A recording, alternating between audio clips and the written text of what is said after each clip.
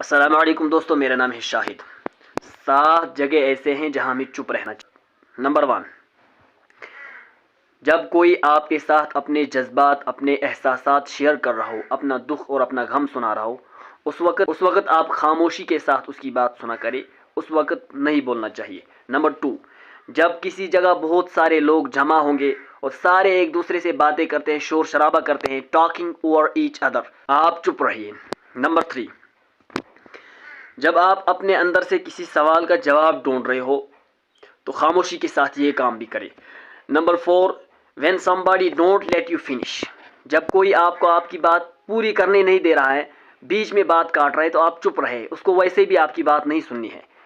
Number 5، جب آپ کو ایسا لگے کہ میں بولوں گا تو چیخوں گا، چلاؤں گا، اس وقت خاموش رہیے۔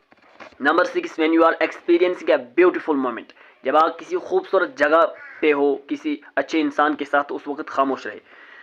Number 7، when you know that you don't know، جب آپ کو پتہ ہے کہ میں نہیں جانتا ہوں، مجھے اس کے بارے میں علم نہیں ہے، مجھے اس کے بارے میں نالج نہیں ہے، تو خواہ مخواہ اپنا ڈنڈورا مارنے کی ضرورت نہیں ہے، اس وقت چپ رہنا چاہیے۔